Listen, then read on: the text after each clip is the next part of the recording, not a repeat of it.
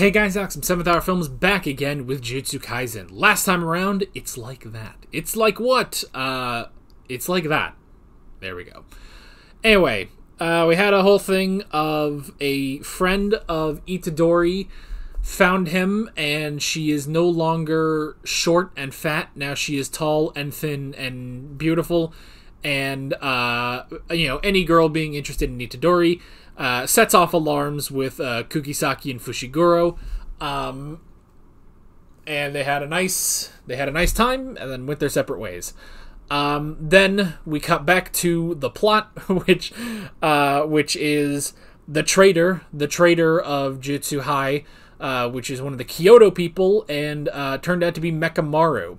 It's interesting they do the whole process of elimination thing, like, well, no one else was suspicious, so it has to be him, and well, sure enough, it's like, I wouldn't think that would work, but good job. So yeah, Mekamaru is the traitor, but he was giving information to Geto and Mahito in exchange for Mahito giving him a new body, which he did, and then they proceeded to fight, and we got giant Mekamaru, and then he started to fight, and his win condition now is telling Gojo about their plans for the Shibuya incident. So he is a traitor, but he is still a really good guy. So, and I'm glad again that they set up the whole traitor thing, like, pretty late at the end of season 1, and resolved it pretty quickly within the plot. So it's nice. I'm glad that we didn't wait like 5 or 7 seasons to talk about a traitor at the superpower high school, and then to basically just forget it and it not be relevant for so long until they randomly bring it up again, and it's like, oh, I guess. Anyway, I say that like I am watching the latest season of My Hero Academia. I'm not. I jumped ship. That last season was so garbagey that I can't even, so. However, what's not garbagey, although you might not think that from how I talk about this show, but what's not garbagey is Jujutsu Kaisen, actually. So, like always, the reaction is down in the description and the pinned comment for your viewing pleasure. So let's go ahead and jump right into this episode of Jujutsu Kaisen. Here we go.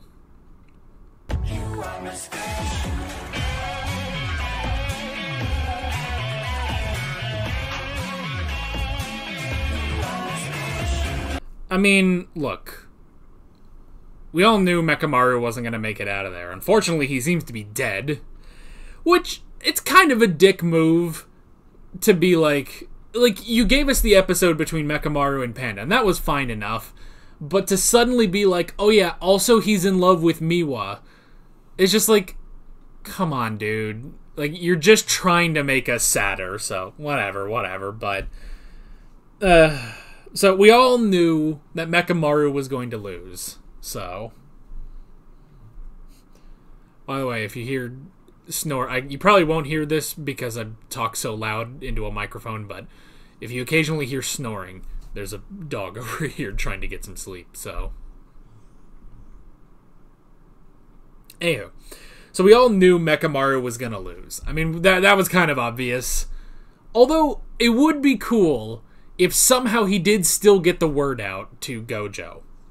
I don't think that's going to be what happened, but that'd be nice at least. But we all knew Mekamaru was going to lose that fight, obviously. He's fighting literally the main villains of the show. He's obviously going to lose the fight. That said, the salt in the wound, I mean, it's just Mahito's existence. He just is a Gary stew. Like, that's literally what he is. It's just, oh, here's this cursed spirit who's all cool and all good. We don't explain where he came from, but everyone, at least all the villains like him, and he's so powerful and he's so cool and he's so great, and no matter what you do, he's just got more and more and more shit he pulls right out of his ass, It's like all the things. It's like if you took Joseph Joestar, took away all of his charisma and charm, and gave him the powers of Ultimate Cars. That's really it. Because Because honestly, like, that's really it. It's like, it's all of the luck and smile of Joseph Joestar, but none of the riz. None of the charm, you know? Mahito, and I'm still going to say, Mahito is the absolute worst part of the show and makes everything worse because of it. Like, this show, even if everything else in this show was perfect, which it's not, but even if everything else in this show was perfect, this would be like an 8 out of 10 because Mahito drags everything down. He is the worst villain ever. He's so annoying, and I just want him to die. I hope he dies this season. I really hope he dies this season. If he doesn't die this season, I don't know. I mean, we already have the... Okay, here's the thing. I already have said previously that if I don't think things have improved by the end of this season, I'm probably not going to come back for a season 3. That said, these last 2 episodes I think have been better. Again, my only problem with this episode is just that Mahito exists. That's it, really. Like, even Geto, like, now that I understand him more, he's fine, you know? I still wish he wasn't as smug as he is. I'd rather him, like... I'd rather him be just sort of brooding, because that sort of falls in line with where he was at the end of the Hidden Inventory arc. But whatever. Splitting hairs, really. His outfit is also stupid, but there's just no getting around that now. So, Mahito is just annoying. That's really just it. Mahito is just annoying. I will be curious, like, I do kind of want to rewatch, if not rewatch the movie, rewatch at least my reaction to the movie, because knowing more about Geto, I might enjoy him a bit more, you know? Because that really is it. It's like, at least now I understand Geto. He's still kind of annoying with his, his freaking smug face. But at least I know what he's doing, you know? Mahito is just annoying. So, that's just kind of that. But yeah, but even, like, the whole thing of, like, being annoyed about Mekamaru losing, the thing is, we knew that was going to happen. So, like, nothing about this, nothing about that could be changed. So, that's not really a critique I have of this episode. Maybe the one critique is that clearly he was in love with Miwa, and clearly she liked him, and they could have been a really nice, cute couple, and now he's dead. Like, that suddenly being brought up right before he's killed by the world's most annoying villain, I don't really like that, but at the same time I get that. So that's the thing. With this episode, and kind of last episode too, the only bad thing now is Mahito. And if the only bad thing in Jujutsu Kaisen from here on out is Mahito, we can survive. We can make it through wherever this show wants to take us. So, I just hope... I just want to see Gojo kick his ass, though. Like, he can't, right? Mahito cannot be so strong that he defeats Gojo, right? Right? Because, see, like, I could see a thing... I mean, Gojo can't just beat everyone, because then that kind of defeats the purpose of, Itadori, the main character of the show. Like, so, I don't know. I don't know if they're going to do, like, an Obi-Wan thing with Gojo, like, maybe he gets defeated or captured or something, or maybe he does, but it's not really that he's defeated, but that he quits, basically. Like, he lets himself get captured or something. Or, God forbid, he lets himself get killed. I don't know. I just don't want it to be Mahito. Like, if it's Geto, that's one thing, Because at least I know the history. I understand, their relationship. So I could see that at least. But hopefully it's not Mahito if that does happen. because if that happens and it's Mahito, ooh, that's gonna be rough. That's gonna be so rough. So, and what was Mahito's domain called? Do you think I can look this up without any spoilers? I mean, probably. It was something pretentious and douchey, so let me see. Self-embodiment of perfection. His domain is self-embodiment of perfection. I want to say a word. A bad word. A word that YouTube doesn't like. So just fill in the blanks. It has 4 letters. And it starts with a C. Fill it in. You can fill it in. I don't want to say it. And I don't want to say it and then, like, bleep it out in the editing, because I guarantee I'm going to forget to bleep it anyway. So, I'm just going to not say it. But, self-embodiment of perfection. Here, I'll say the different version of that word that is more YouTube appropriate. What a douchebag. Like, that's really it. It's like, that's really the problem with Mahito. He is just a douchebag. So, it's miraculous how awful of a character Mahito is, and he really does drag everything down. Like, and again, and Geto was kind of the same way, but at least now that I understand Geto, which I still don't fully agree with everything, like, his whole plan is stupid, of like, oh, I'm gonna get rid of all non-sorcerers so that cursed spirits don't exist anymore, and it's like, look, I get that this is the plan of a traumatized teenager, but still, it's still stupid. So yeah. Also, it's just a thing of, like, it's a weird thing, because his plan still doesn't, like, it's not a thing of, like, you would think the plan would be something like, well, if this had been the case all along, then, you know, what was her name? Rico wouldn't have died. But that's not really it. It's just that he's pissed off about normal people, you know?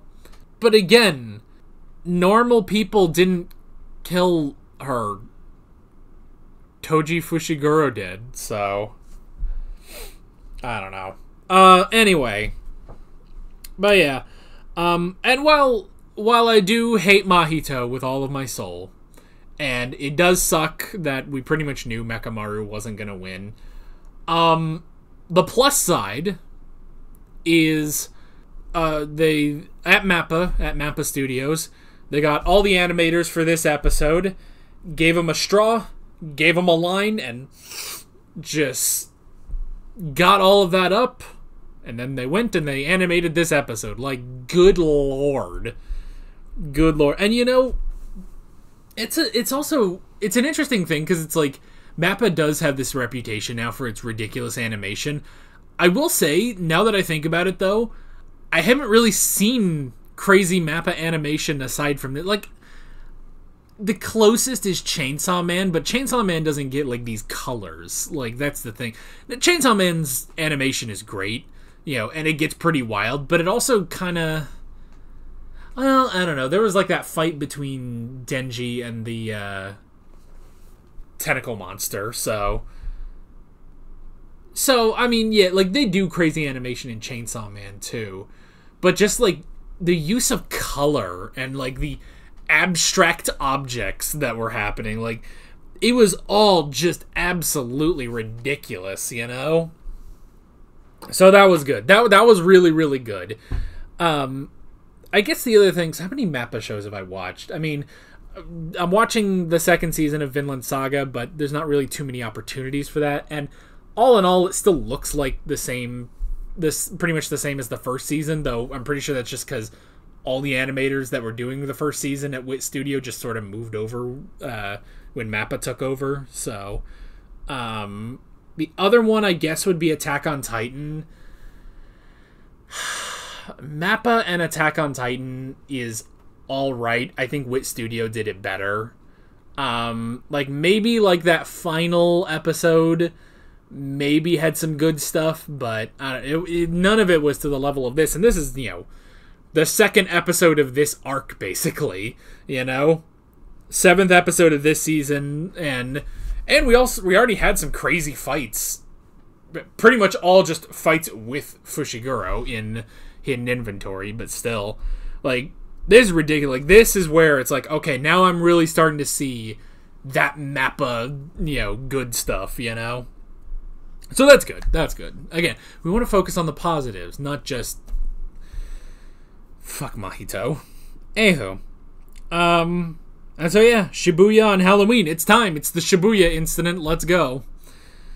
Yeah, and we've got everyone on standby as Gojo goes in. So, and also we have Maki with Old Man Zenin.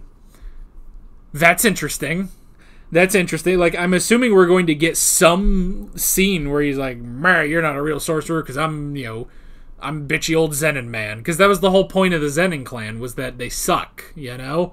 But here it seems, I don't know. At least I guess they just didn't have time in this episode for him to bitch about Maki being there. So, I mean, hey, she was upgraded to grade 1 sorcerer, wasn't she? So, I mean, can he really complain?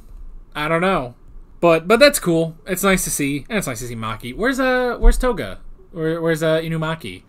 Yeah, we didn't see him. We saw Panda. We saw Fushiguro. I guess we haven't seen Itadori either. So maybe those two are together. I don't know, but Fushiguro is with Nanami, which it's kind of an obvious pairing. It's like, yeah, the two serious guys. That makes sense. Maki and Kugisaki are with Old Man Zenin.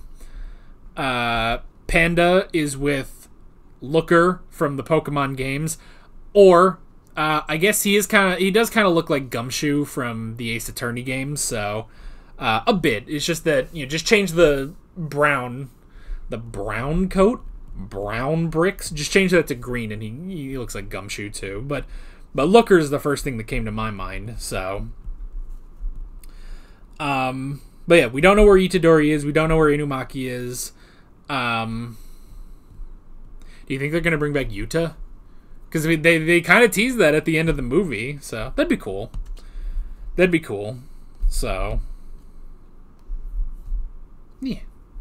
Yeah, we've probably been talking long enough.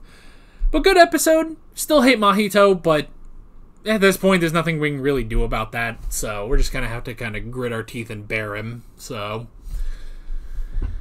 but yeah, that is pretty much that. With all of that being said, I'm Alex from 7th Hour Films, and I will see you guys next time. Take care. Alright guys, thanks for watching this video. There's a bunch of links on screen if you want to go click around any of those. There's a playlist with all of my Jujutsu Kaisen reactions, as well as another video you can go click on if you want. There's also a subscribe button and a Patreon button on screen, as well as other links in the description if you want to go check out any of those. See you guys later.